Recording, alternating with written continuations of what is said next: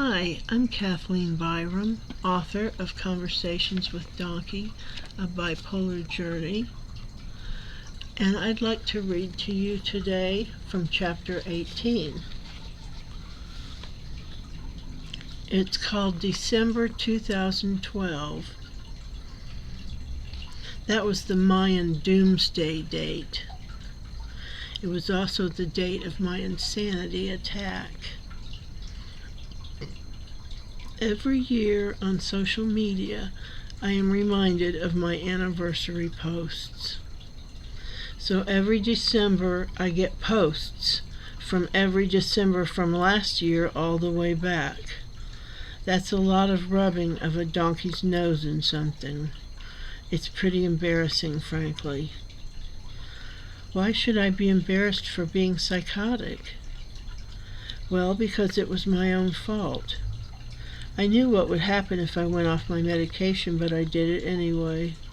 All for the mighty bipolar high. Except I really had no idea how psychotic I would become. It was frightening and horrible. I'm going to try to recapture what happened by examining my emails and by examining what memories I have now. Wednesday, December 26th, 2012. This is what I wrote in emails. These concepts are represented visually by mathematical boxes with 3 axes in them. For the male side, there is A, B, and C. The names are not listed here. There is a female side too, and a spiritual. I sense these all add up to 666, and I am going to be responsible for causing this opening in the veil and letting it in, something I have to be knowledgeable through karma to be able to do. But the polarity is that it feels evil, but doing so will allow an end, and so we can all return to God. And more. I disagree. I want out. My grandmother called it sideways. I just found out a year or so ago. She is such a derp. But I found out she went through menopause and wanted to kill herself. Wonder if she had the same experience and our time placements are looping each other.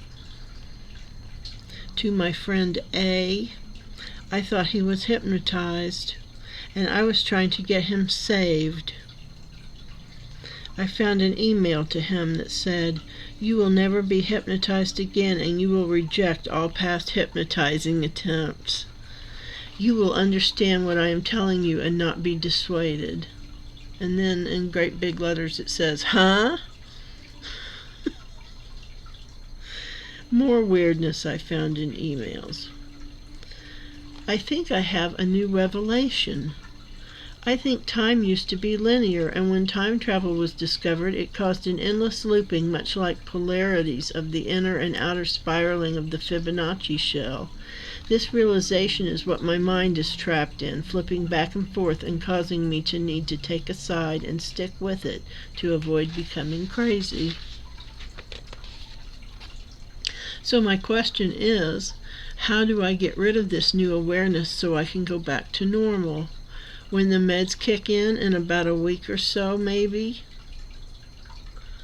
Mom always said, you cannot become sensitive until you become aware of coarseness. See, I always thought innocence was sensitive, but I see it isn't. Losing that one locus and it becoming more than one-dimensional is what is effing with me and making me loopy, if you'll excuse the pun. I cannot deal with it intellectually. Just like floating is not flow.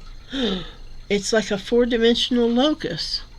When you try to post something and it doesn't post, is that someone traveling back in time and thwarting it until you post something different? I fear I will be trapped in a locus, hell, to stabilize this paradigm. Maybe this is what causes some schizos to think they are God. And maybe this is why the universe has to lie to people and tell them not to kill themselves, or they will go to hell or be stuck in an endless cycle of karma, because otherwise everyone will just kill themselves and go back to heaven, ruining the fun of the game. There was a book I've been searching for years. I read it as a child. Something about the game of life and someone named Gregory, and it involved chess, I think. I have this queer feeling this is related. If innocence is the center of coarseness and sensitivity, then what is the center of going with the flow and flow? I sense that this is the last key to be unlocked that will truly even me out with your balanced nature and stop this all. Yes, but this experience is not good. I feel like I am in a hell of sorts right now. What I am experiencing is surreal and unpleasant. I don't have the inner calm you do to deal with it as you do.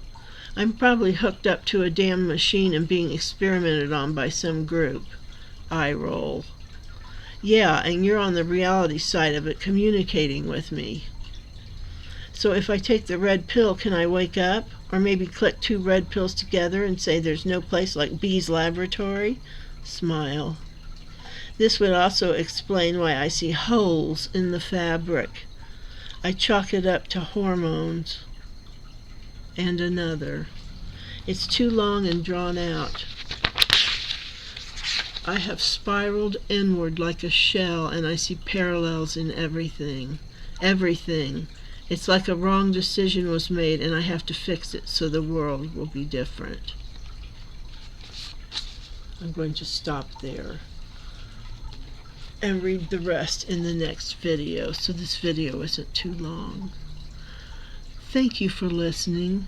If you have anything that struck you that you would like to discuss or comment on, please put it in the comments. And if you have any questions, I'm always happy to answer questions. And like and subscribe if you would. Thank you so much for listening. Bye-bye.